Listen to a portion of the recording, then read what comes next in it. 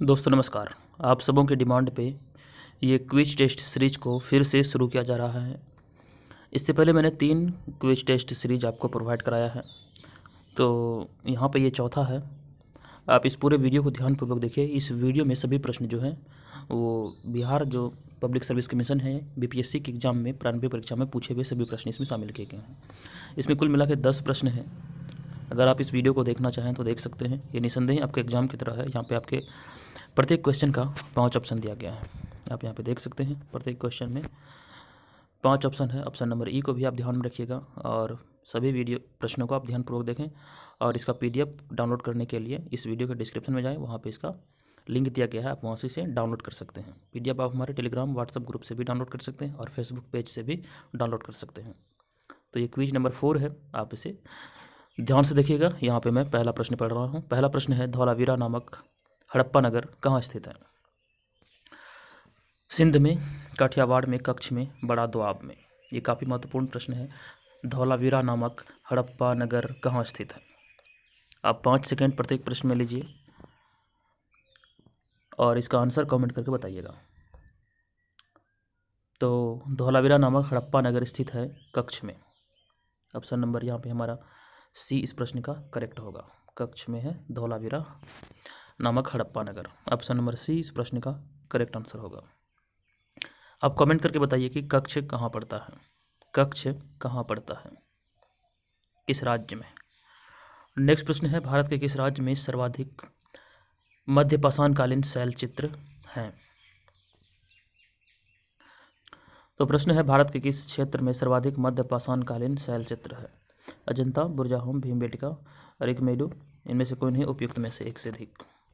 इस प्रश्न का आंसर होगा ऑप्शन नंबर सी यानी कि भीमबेटका। और आप सभी को पता होगा कि भीमबेटका की गुफा मध्य प्रदेश में है। इस प्रश्न का आंसर ध्यान रखेंगे, इसका आंसर है ऑप्शन नंबर सी। चलिए तीसरा प्रश्न है, सिंधु सभ्यता की खोज की घोषणा भारतीय पुरातत्व सर्वेक्षण के किस महानिदेशक द्वारा किया गया था? Alexander Cunningham, wheeler, John Marshall, James बर्गिस। इनमें से कोई नहीं, उपयुक्त में से एक से अधिक। जब तक मैं यहाँ पे ऑप्शन को पढ़ता हूँ तब तक आप अपना आंसर सोचकर कमेंट कर सकते हैं। तो सिंधु सभ्यता की खोज की घोषणा भारतीय पुरातत्व सर्वेक्षण के किस महानिदेशक द्वारा किया गया था? इस प्रश्न का आंसर होगा option number C, John Marshall. Option number C इस प्रश्न का सही आंसर होगा। जबकि मोहनजोदड़ो की बात करेंगे तो होगा आंसर हमारा option number A, Alexander Cunningham. तो ध्यान रखेंगे इस प्रकार से सभी, इसका आंसर होगा ऑप्शन नंबर सी यानी कि जॉन मार्शल। चलिए चौथा प्रश्न है, कौशाम्बी किसकी राजधानी थी? महत्वपूर्ण प्रश्न है। कौशल की, अंग की, वत्स की, मगध की। इनमें से कोई नहीं, उपयुक्त में से एक से अधिक। देखिए प्राचीन भारत के अंतर्गत 16 महाजनपदों की चर्चा मिलती है। जो बौद्ध धर्म से संबंधित अंगुत्तर निकाय और जैन धर्म से संबंधित पुस्तक भगवती सूत्र है। ये दोनों पुस्तक ऐसी पुस्तक है जिसमें सर्वप्रथम भारत में 16 महाजनपदों की चर्चा मिलती है, जिसमें से कि 3 महाजनपद मगध, अंग और लिच्छवी, ये 3 बिहार के क्षेत्र में थे। तो ये सारे महत्वपूर्ण फैक्ट हैं जैसे बीपीएससी कई बार घुमा फिरा के इस तरह के प्रश्न पूछी है। हालांकि यहाँ पे हमारा प्रश्न है, कौशाम्बी किसकी राजधानी है? कौशल की, अंग की, वत्स की, मगध की। इनमें से कोई नहीं।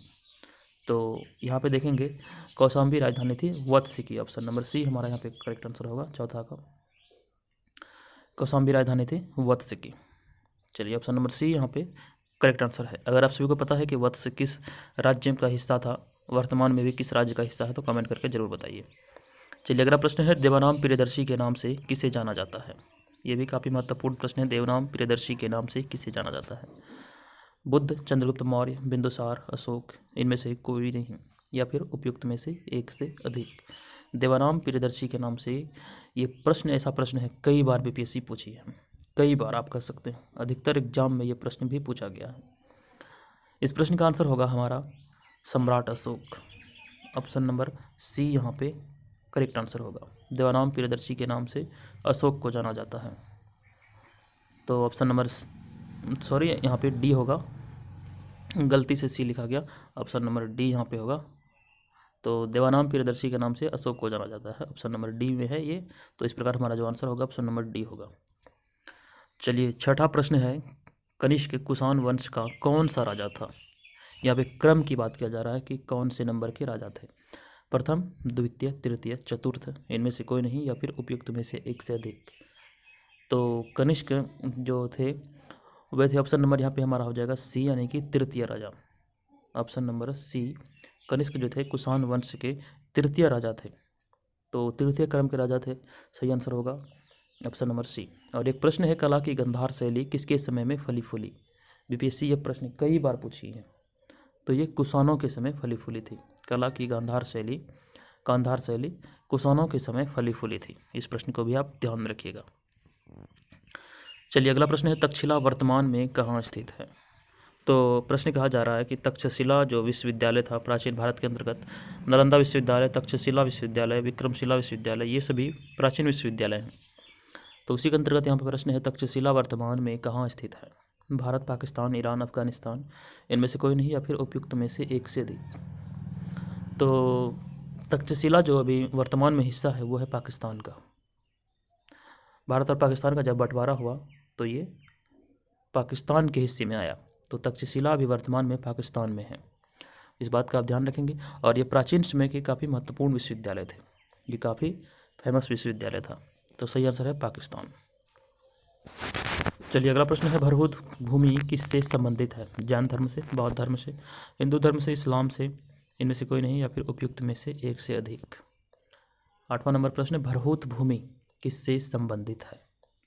तो हम इस प्रश्न का आंसर है देखेंगे ऑप्शन नंबर बी, यहाँ पे हमारा करेक्ट आंसर होगा, यानी कि ऑप्शन नंबर बी, यानी कि बौद्ध धर्म से। भरहुत भूमि बौद्ध धर्म से संबंधित है। इस प्रकार आंसर है ऑप्शन नंबर बी। चलिए 9वां प्रश्न, ये भी महत्वपूर्ण प्रश्न है, दिल्ली स्थित कुतुब मीनार का कार्य किसने पूरा किया था? इल्तुतमिश, रजिया सुल्तान, कुतुबुद्दीन ऐबक, मोहम्मद गौरी, इनमें से कोई नहीं या फिर उपयुक्त में से एक से अधिक। देखिए इस प्रश्न में कन्फ्यूजन नहीं होना चाहिए आप सबों को। जो कुतुब मीनार का जो नींव का जो कार्य किया गया था, जो नींव रखी थी, वो रखा गया था कुतुबुद्दीन ऐबक के द्वारा, जो मोहम्मद गौरी का गुलाम था। तो नींव रखी गई थी, कुछ हालांकि कार्य भी पूरा हुआ था, लेकिन उसकी मृत्यु हो जाने के कारण बचा हुआ कार्य जो था उसे पूरा करने का श्रेय दिया जाता है इल्तुतमिश को। ऑप्शन नंबर ए यहाँ पे हमारा करेक्ट आंसर होगा। इल्तुतमिश जो था उसने कुतुब मीनार का कार्य पूरा किया था। और इस बात का भी आप ध्यान रखेंगे, कन्फ्यूजन नहीं होना चाहिए, कुतुब मीनार दिल्ली में है जबकि चार मीनार हमारा हैदराबाद में है। दोनों चीज़ों को ध्यान रखेंगे। और ऑप्शन नंबर बी में देखेंगे तो यहाँ पे है रजिया सुल्तान। रजिया सुल्तान जो थी वो भारत की प्रथम महिला शासक थी। इस तरह के फैक्ट को आप ध्यान रखेंगे। रजिया सुल्तान भारत की प्रथम महिला शासक थी। और यहाँ पे मैंने जितनी चीज़ें बताई उसे आप ध्यान रखेंगे। दिल्ली में कुतुब मीनार जो स्थित है उसका जो नींव रखा गया था वो कुतुबुद्दीन ऐबक के द्वारा रखा गया था, जो कि मोहम्मद गौरी का गुलाम था। लेकिन इसका कार्य को पूरा करने से पहले वो चल बसे, तो उसके कार्य को पूरा करने का श्रेय इल्तुतमिश को दिया जाता है। तो इल्तुतमिश ने ही कुतुब मीनार का कार्य को, बचा हुआ कार्य जो था उसको पूरा किया था। तो सही आंसर है ऑप्शन नंबर ए, यानी कि इल्तुतमिश। नेक्स्ट प्रश्न है, सिलसिला किस धर्म से संबंधित है? सिलसिला किस धर्म से संबंधित है? आपके ऑप्शन है सिख धर्म से, कबीर पंथ से, इस्लाम से, सूफी मत से। इनमें से कोई नहीं या फिर उपयुक्त में से एक से अधिक। तो सिलसिला संबंधित है ऑप्शन नंबर डी, यानी कि सूफी मत से। एक्चुअली में यहाँ पे सिलसिला होना चाहिए, अंत में यहाँ पे ह होना चाहिए था। चलिए कोई बात नहीं, सिलसिला भी अब बोल सकते हैं। सिलसिला किस धर्म से संबंधित थे? तो ये है सूफी मत से संबंधित। तो हमारा जो आंसर होगा वो होगा ऑप्शन नंबर डी। तो दोस्तों यहाँ पे कुल मिला के 10 प्रश्न थे। ये ऐसे प्रश्न हैं जो बीपीएससी 92 परीक्षा में पूछी हुई प्रश्न है। कई बार इस तरह के प्रश्न आपको घुमा फिरा के भी बीपीएससी पूछ लेती है, तो आपको घबराना नहीं है। यहाँ पे 5वां ऑप्शन को आप बारीकी से समझेंगे। अगर आप किसी प्रीवियस ईयर के बुक को देखेंगे, अगर आपके पास बुक है, अगर आप किसी एक सेट को बनाने का प्रयास करेंगे, चलिए मान लेते हैं किसी सेट को आपने सेलेक्ट किया, आप उसको बनाते हैं, तो आप देखेंगे कि ऑप्शन नंबर ई जो होता है वो आपको काफ़ी उलझाता है। तो इसीलिए प्रश्न में हल्का सा थोड़ा सा समय लेके आप अपने अनुसार आप समझ जाएं कि 150 प्रश्न है, हमको किस प्रकार से समय को अरेंज करना है ताकि सभी प्रश्नों को बनाया जा सके। तो उस अनुसार आप ये सब चीज़ें को ध्यान रखेंगे अगर आप बीपीएससी एग्ज़ाम देना चाहते हैं। तो यहाँ पे 10 प्रश्नों में से आपके कितने प्रश्न सही हुए कमेंट करके बताइएगा। और वीडियो का PDF जरूर डाउनलोड कीजिएगा, और यहाँ पे इसका मैंने आंसर भी दिया है और आप इसे मिला भी सकते हैं। इसे प्रैक्टिस के तौर पे बाद में अपने मोबाइल में इसे PDF को ओपन करके इसे प्रैक्टिस भी कर सकते हैं और आंसर के साथ मैच भी कर सकते हैं। अगर आप 10 में से 8 से ऊपर आपका सही होता है तो समझिए आपकी तैयारी अच्छी है। अगर 9 से ऊपर सही होता है तो और भी अच्छी है। अगर 10 में 10 सही होता है तो आप एक्सलेंट हैं। तो आज के इस वीडियो में इतना ही। अगर और इसी तरह का क्विज देखना चाहते हैं तो हमारे चैनल को जरूर सब्सक्राइब कीजिएगा। धन्यवाद।